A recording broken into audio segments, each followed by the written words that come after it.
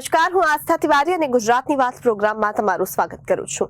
આજે આપણે આપણા પ્રોગ્રામમાં જાણીશું કે આપણા રાજ્યમાં દિવસ દરમિયાન કઈ કઈ ઘટનાઓ બની છે અને કેવી રીતે બની છે। કયો છે સોશિયલ મીડિયાનો હોટ ટોપિક મુદ્દો, તે સમગ્ર જાણકારી વિસ્તારપૂર્વક આપણે આજના પ્રોગ્રામમાં નિહાળીશું। તો ચાલો જાણીએ અને નજર કરીએ શરૂઆતના મુખ્ય વિશેષના સમાચારો પર। શરૂઆત સુરતથી કરીએ તો સુરત શહેર ભાજપ સંગઠન અને સુરત મહાનગરપાલિકા દ્વારા વિવેકાનંદજીની પ્રતિમાને શ્રદ્ધાંજલિ સહવંદના કાર્યક્રમ યોજાયો। આ કાર્યક્રમમાં ગૃહ રાજ્યમંત્રી હર્ષ સંઘવી પણ ઉપસ્થિત રહ્યા હતા। ત્યારે બીજી તરફ ગુજરાતના લોકોને ગુજરાત સરકાર મફતના કુંભ મેળાની યાત્રા કરાવી તેવી માંગ કરી છે આપના ઈશુદાન ગઢવીએ। સાથે જ કહ્યું છે કે અસહ્ય ટિકિટ દરો અને લાંબા વેઇટિંગને કારણે ગુજરાતના લાખો શ્રદ્ધાળુઓ પરિવાર સહિત કુંભ મેળાના દર્શન નથી કરી શકતા। સાથે સુરતમાં બીજી તરફ ભેસ્તાન વિસ્તારમાં રહેતા 24 વર્ષીય યુવાનનું અપહરણ કરી તેને માર મારવાની ઘટના સામે આવી છે। આરોપીની દીકરીને વોટ્સએપમાં યુવાન મેસેજ કરતો હોવાની ફરિયાદ સાથે માર મારવામાં આવ્યો હતો। જો કે અપહરણ થયેલ યુવાનની બહેનને જાણ થતા પોલીસને લઈ સંજયનગર ખાતે પહોંચી હતી। ત્યારે બીજી તરફ સુરતમાં મહિલા સંમેલનમાં ગૃહમંત્રી પહોંચ્યા હતા। ત્યારે ગૃહમંત્રીએ હર્ષ સંઘવીએ નિવેદન આપ્યું કે કોઈ જાણી જોઈને યોજના સ્વરૂપે પોતાનું નામ બદલી દીકરીને પ્રેમ જાળમાં ફસાવે તો એ દીકરીનું જિંદગી નર્ક બનાવવાની કોશિશ કરે છે। એ વખતે દીકરીના પરિવારની ટીકા ન કરતા પહેલા દીકરીના સહયોગમાં ઉભા રહેવાની ટકોર કરી હતી। સુરતમાં બીજી તરફ વધુ એક બાળકીનું મોત થયું છે। પલસાણાના તાતેતૈયા ખાતે આવેલ વીકે પાર્કની ઘટનામાં 9 વર્ષીય બાળકી જમવા બેઠી તે સમયે અચાનક જ મોત નીપજ્યું હતું। હાલ તો બાળકીના પીએમ બાદ જ મોતનું સાચું કારણ બહાર આવશે।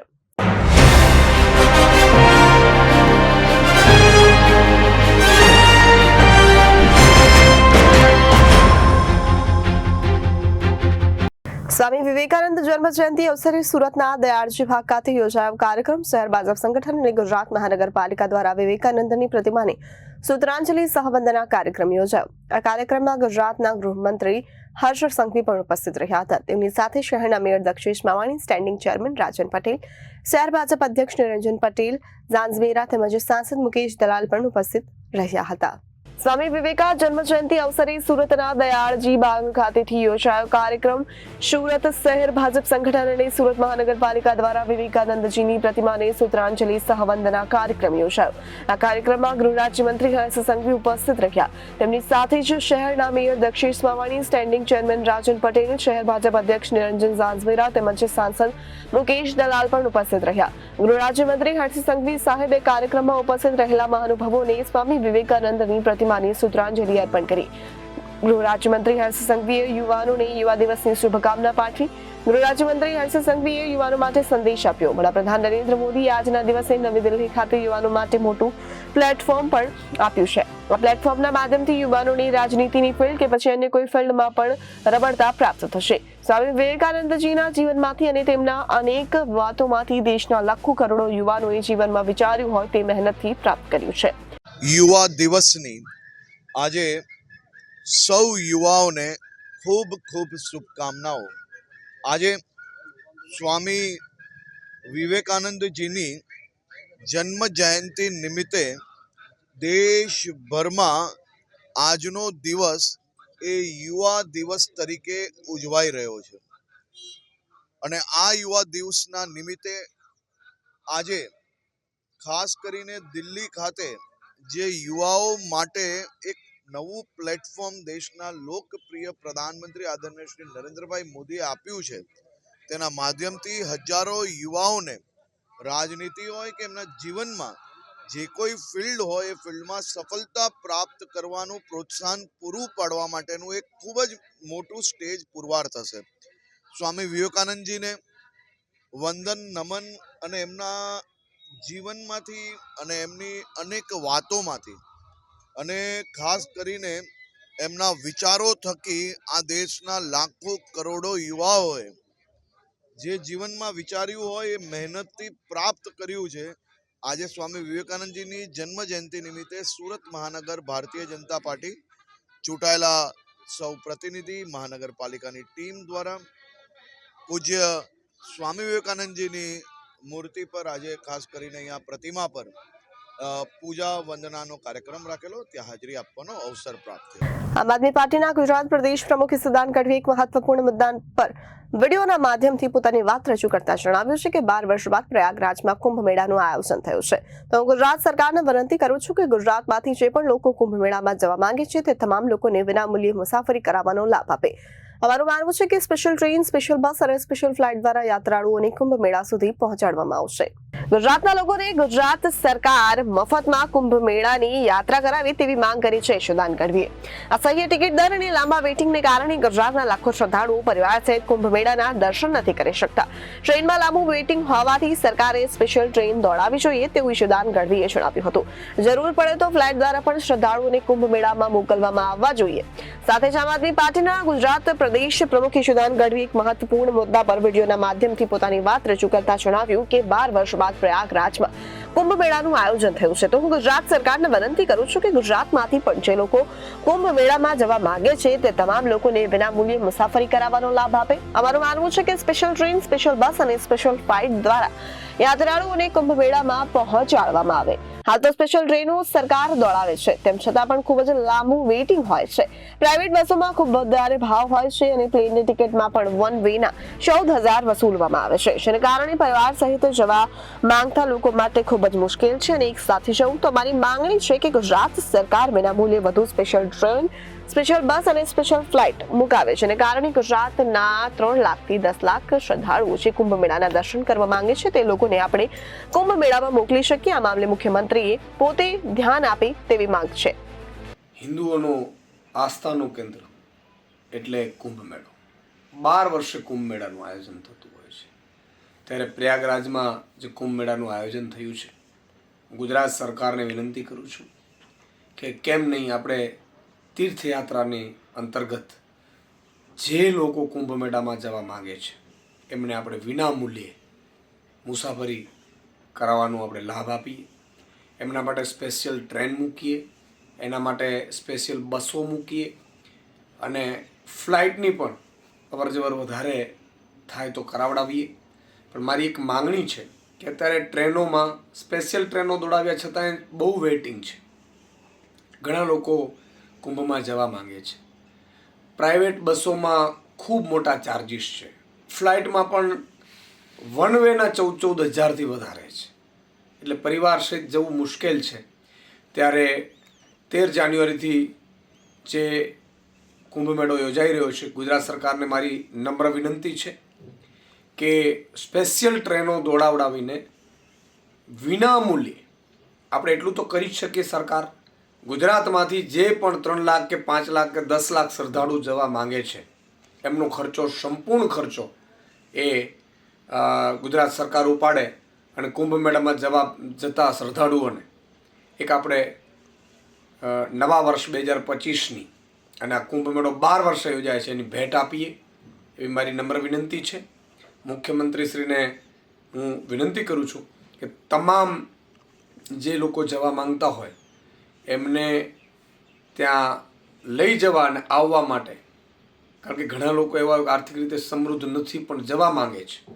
તો આજે આપણી તો સંસ્કૃતિ એવી રહી છે કે તમે જુઓ, માતા પિતાને શ્રણ લઈને યાત્રાએ જતા હતા, ત્યારે કુંભ મેળામાં આપણે ગુજરાતીઓ જે લોકો, જે શ્રદ્ધાળુઓ જવા માંગે છે, આર્થિક રીતે સમૃદ્ધ હોય કે ન હોય, તો એમને ગુજરાત સરકાર વિનામૂલ્યે આ કરાવડાવે એવી મારી નમ્ર વિનંતી છે.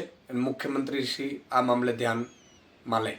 સુરતના વિસ્તારમાં રહેતા 24 વર્ષીય યુવાનનું અપહરણ કરી તેને માર મારવાની ઘટના સામે આવી છે. આરોપીની દીકરીને વોટ્સએપમાં આ યુવાન મેસેજ કરતા હોવાની ફરિયાદ સાથે તેને માર મારવામાં આવ્યો. જોકે અપહરણ થયેલો યુવાનની બહેનને જાણ થતાં તે પોલીસને સંચર નગર ખાતે લઈ ગઈ હતી અને તેના ભાઈને અપહરણકારોના ચુંગાલમાંથી છોડાવ્યા. હાલ તો પોલીસે 3 લોકોની ધરપકડ કરી આ ગુનામાં સંડોવાયેલા અન્ય લોકોને પકડવા માટે ચક્રો ગતિમાન કર્યા છે. સુરતના ભેસ્તાન વિસ્તારમાં રહેતા 24 વર્ષીય યુવકનું અપહરણ કરીને ભેસ્તાન વિસ્તારમાં આવેલા મારા પાર્કમાં રહેતા નાઝીમ રશીદ પઠાણ રેતી કપચી લે વેચનો ધંધો કરે છે અને પરિવાર સાથે રહે છે. તારીખ 8/1/2025 રોજ નાઝીમને તેના મિત્ર મોહસિનનો ફોન આવ્યો અને જણાવ્યું કે મારે જલ્દી કામ છે તો ઊન પાસે આવ અને દાના ચા વાળા ત્યાં પહોંચી જા. જેથી નાઝીમ ત્યાં પહોંચ્યો અને ત્યારે તેનો મિત્ર મોહસિન અને અકરમ ઉભા હતા. દરમિયાન અશફાક મેમણ અને તેના પિતા હુસૈન મેમણ ત્યાં પહોંચ્યા અને ગાળ ગલોચ કરી હતી. ત્યારબાદ નાઝીમને મોપેડની ચાવી છીનવી લઈ પોતાની મોપેડમાં અપહરણ કરી લઈ ગયા હતા. જે ઘટના ત્યાં લાગેલા સીસીટીવી કેમેરામાં કેદ થઈ હતી. આરોપીએ યુવાનને ઊન પાટિયા વિસ્તાર સંજરનગર ઓફિસમાં લઈ ગયા અને ત્યાં અન્ય ઇસમો પણ હાજર હતા, જેઓએ નાઝીમને મારવાનું શરૂ કર્યું. જેથી નાઝીમે પૂછ્યું, મને શા માટે મારો છો? ત્યારે અશફાક મેમણે કહ્યું કે તું મારી બહેનને વોટ્સએપ પર શા માટે મેસેજ કરે છે? ત્યારે નાઝીમે કહ્યું કે મારાથી ભૂલથી મેસેજ થઈ ગયો. છતાં પણ નાઝીમને મારવામાં આવ્યો અને માફી માંગતો વિડીયો પણ બનાવ્યો. આ સમગ્ર ઘટનાની જાણ જ્યારે નાઝીમની બહેનને થતા ત્યારે તેણે તાત્કાલિક જ ભેસ્તાન પોલીસનો સંપર્ક કર્યો અને પોલીસની વાન સાથે જ્યાં ભાઈને રાખવામાં આવ્યો હતો તે ઓફિસ પર પહોંચી પોલીસે તાત્કાલિક જ કાર્યવાહી કરી 3 લોકોની ધરપકડ કરી. જ્યારે આ ગુનામાં સંડોવાયેલ અન્ય ઇસમોને પકડવા ચક્રો ગતિમાન કર્યા. ત્યારે આ અંગે ભોગ બનનાર નાઝીમે જણાવ્યું કે મારાથી ભૂલથી મેસેજ થયો હતો અને મેં અગાઉ પણ માફી માંગી હતી, પરંતુ આ લોકો મને જબરદસ્તી અપહરણ કરીને લઈ ગયા અને ગાળ ગલોચ કરી. આ દરમિયાન જે ઓફિસ પર લઈ ગયા અને ત્યાં મને પિસ્તોલ બતાવી ધમકી આપવામાં આવી અને ગંભીર રીતે મારવામાં આવ્યું. નાઝીમે આક્ષેપ કરતા જણાવ્યું કે મારી બહેને પણ મારવામાં આવ્યો, જે અંગે પોલીસે કાયદેસરની કાર્યવાહી કરી. તો पठान नाजिम मायरा पार 61 नंबर। मेरे साथ 8 तारीख को मेरे एक दोस्त का फ़ोन आया मोहसिन का कि दाना चाय पे आजा, अर्जेंट काम है। तो वहाँ पे उसको हुसैन मेमन और अशफाक मेमन ने वहाँ पे उसको बोला कि बुला, अर्जेंट काम है। तो उसने मुझे कॉल किया, उसको भी कुछ पता नहीं था, तो उसको कुछ उल्टा सीधा बोला, तो उसने मुझे फ़ोन किया, अर्जेंट काम है बुला। तो मैं फटाक से गया, तो वहाँ हुसैन मेमन और अशफाक और 1-2 और था, आरिफ मेमन। कौन लोग थे अपहरण कर रहे, उनका नाम क्या है? उनका नाम हुसैन मेमन, अशफाक मेमन, मूसा मेमन और एक जुबैर मेमन और एक साबिर भटका करके ऐसा कोई है। क्यों बनी ये घटना? इन लोग है ना, मैं खाली एक मैसेज किया हुआ था, उस पर मेरी कोई गलती नहीं थी, उस पर से इन लोग मेरे को मारे गन बन दिखा के। कितने लोग थे?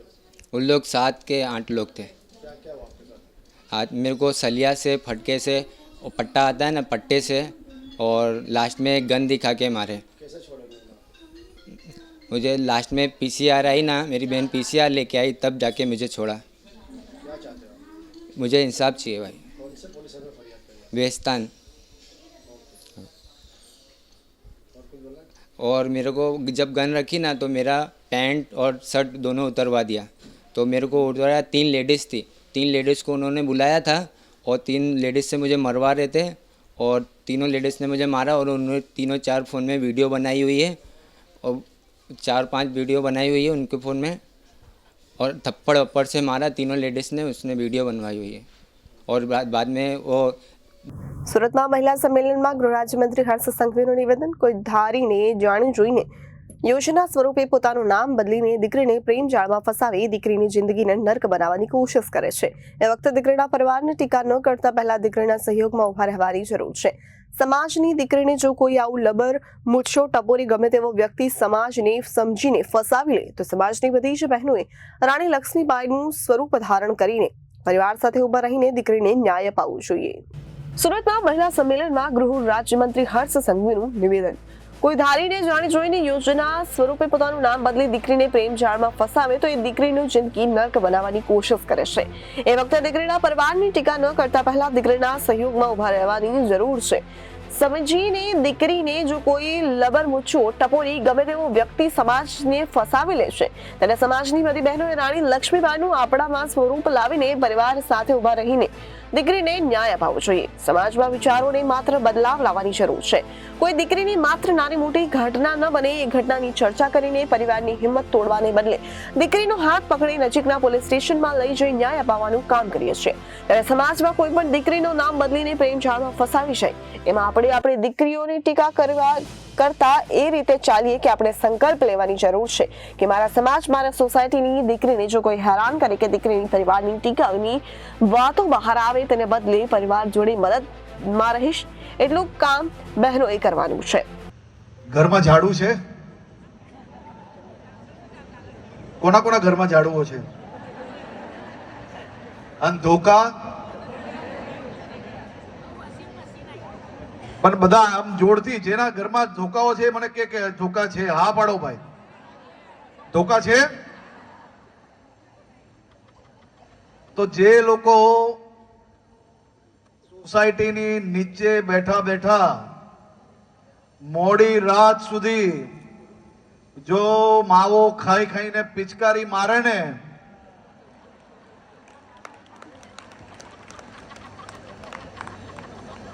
આ બરાબર છે? આ દિશા એકદમ જોરથી મને સંભળાતું જ નથી ને. સોસાયટી નીચે આ ભાઈઓ બેઠા બેઠા મોડી રાત સુધી દો પિચકારીના કંઈક ને કંઈક થૂક હોય તો એને શું કરવાનું? બધાએ ભેગા થઈને એક ધોકો લઈને નીકળશો તો આમાંના એક બી વ્યક્તિ સોસાયટીની નીચે માવો થૂકવાની હિંમત કરશે? તો આ બેનો કામ હાથમાં લેશો? પાક્કું? ભાઈ જે મારી જોડે સહયોગમાં હોય હાથ ઊંચા કરે. બધા ધોકા લેશો હાથમાં? બરાબર. તો બોલો માં ઉમિયાની આપણે બધા જ જે બોલાવી આ વાતે બોલો, ઉમિયા માત કી. ધ્યાન રાખજો થોડું. હા, બંધ તો કરાવી લેશે, એ તો ધોકા પડે એટલે ભલભલા બંધ કરી લે. આમાં કોઈના મોઢામાં હમણાં માવો હોય તો છુપાઈ જજો ભાઈ, નહીં તો આજે તો હિસાબ બરાબર થઈ જશે. આપણે આપણા ઘરને જેમ સ્વચ્છ રાખીએ, પછી આપણે એવો વ્યવહાર તો ના કરાય કે આ ઘરમાંથી સાવની લીધી ને દરવાજો ખોલીને મેઇન ગેટની બહાર રે આવ્યો કચરો બહાર નાખ્યો. એવું તો કેમ ચાલે? જો આપણે આપણું ઘર સાફ રાખી શકતા હોઈએ તો આપણી બિલ્ડિંગોની નીચે આ માવાની પિચકારીઓ કઈ રીતે ચલાવી લેવાય? એટલી તો વ્યવસ્થાઓ આપણે સારી બનાવી જ શકીએ. અને એ માવાની પિચકારી ને એ ભીનું ને એ થૂકના કારણે કેટલીય બીમારી આપણા ઘર સુધી પહોંચે છે. તો આ બીમારીઓને રોકવા માટે આપણે કરવાનું શું છે? ખાલી થોડી બહેનો ભેગી થાય સોસાયટીમાં, ધોકો હાથમાં લઈએ, બહુ થઈ ગયું. આપણે કઈ બીજું કઈ કરવાની જરૂરત જ ના પડે. એ સોસાયટીની નીચે મોટી મોટી ફેંકો મારતા હોય, બેઠા બેઠા મોટા મોટા વાતો કરતા હોય, એને ખબર પડી જાય સોસાયટી વાળાને કે આમનું ઘરમાં ચાલતું. એટલે બીજા દિવસથી તમારે વહેલા 10 વાગે ઘરે આવી જશે અને માવો હોય ને થોડોક ઓછો થઈ જશે અને ધીરે ધીરે બંધ થઈ જશે. તો આપણે બધાએ આ દિશામાં બી કામ કરવાનું છે. મારી આપ સૌને વિનંતી છે, આ બધા જ સામાજિક વિષય છે, જે ગમે એક બે વિષય તમે હાથમાં લો, આ વર્ષે એની ઉપર કામ કરો. અને એ કામગીરી કર્યા પછી 5, 25, 50, 100, 200, 500 હજારો ઘરની અંદર દુઃખ દૂર કરનાર બહેનો તમે સૌ બહેનો બનો. મારી માતાઓને હું 2 હાથ જોડીને વંદન કરું છું, આપ સૌને અભિનંદન આપું છું, આપ સૌનો આભાર માનું છું. આભાર. સુરતમાં વધુ એક બાળકીનું થયું મોત. પલસાણાના તાતીતૈયા ખાતે આવેલ વીકે પાર્કની ઘટના સામે આવી છે. 9 વર્ષીય બાળકી જમવા બેઠી તે સમયે આ ઘટના બની. બાળકીના પીએમ બાદ જ મોતનું સાચું કારણ બહાર આવશે. આ બાળકીનું નામ રિયા પાસવાન હતું કે જે 9 વર્ષની હતી. 5 મહિના પહેલા જ તેઓ મધ્યપ્રદેશથી પોતાના માતા પિતા સાથે અહીં સુરત રહેવા આવ્યા હતા.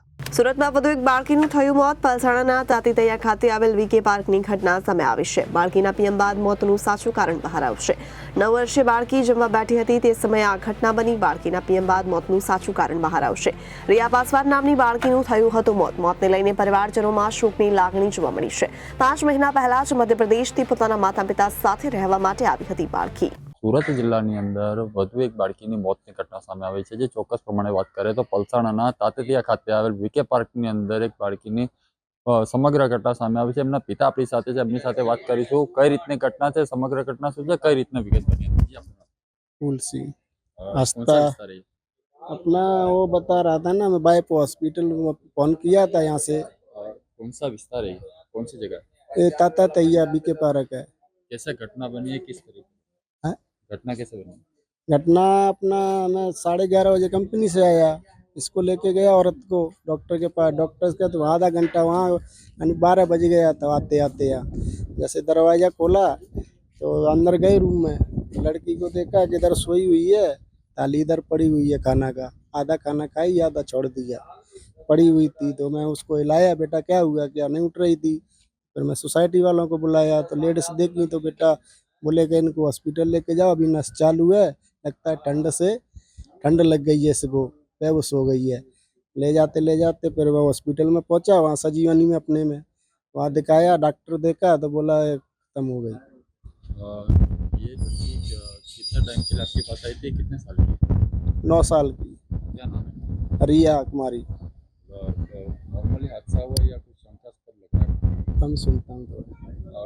हादसा मतलब नॉर्मली लग रहा है या कुछ शंका जैसा लग रहा है? नहीं, कुछ नहीं था उसको, एकदम कंप्लीट थी, वो बराबर थी। सुबह दूध लाई थी, मैं चाय बनवाया, वही बनाई थी, मैं उसी के हाथ से चाय पी के गया, फिर मैं कंपनी चला गया 9 बजे सुबह में। उसके बाद फिर औरत 11 बजे फ़ोन किया मेरे को, बोला कि मेरा माथा दर्द कर रहा है, मेरे को डॉक्टर के ले चलो। तो मैं बोला ठीक है आ रहा हूँ। आया यहाँ तो आते आते 11:30 बज गया। 11 बजे गया तो मैं बोला चल पहले, तो बोला दोनों को लेके चलते हैं। तो मैं बोला दोनों को लेके चल। तो बोलता है पापा मैं खाना खाएगा, भूख लगा है मेरे को। मैं बोला उसको खाना दे दे, तब तक अपन आ जाएंगे वहाँ से डॉक्टर के यहाँ से। वहाँ गए तो थोड़ा इंजेक्शन लगवाया डॉक्टर से, तो आधा घंटा लग ही गया।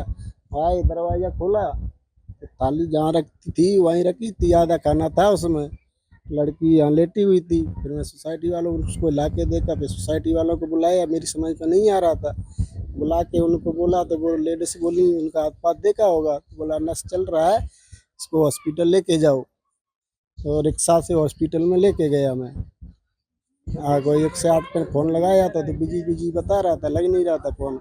मैं बोला उसका कौन इंतज़ार करेगा, इससे अच्छा अपना लेके चले। वहाँ लेके गया तो डॉक्टर बोला कि ये तो खत्म हो गई। જે પ્રમાણે જોઈ શકાય છે કે 9 વર્ષીય બાળકી જે છે 5 મહિના પહેલા જ મધ્યપ્રદેશથી પોતાના માતા પિતા સાથે રહેવા આવતી, જમતા તેનું અચાનક માથું દુખતા કહી શકાય તો તેને કંઈક ગંભીર રીતે માથું દુખ્યું હતું, તો તાત્કાલિક અર્થે હોસ્પિટલ ખસેડાયો હતો. ત્યારબાદ મોટી હોસ્પિટલમાં સંજીવની ખાતે લઈ જતા તે બાળકીનું મોત નીપજ્યું હતું. રિપોર્ટર કૃષ્ણા સોની, તાતીતિયા. તો અત્યારે ગુજરાતની વાતમાં વિરામ લઈએ. વધુ સમાચાર માટે જોતા રહો જનાદેશ ન્યૂઝ. નમસ્કાર.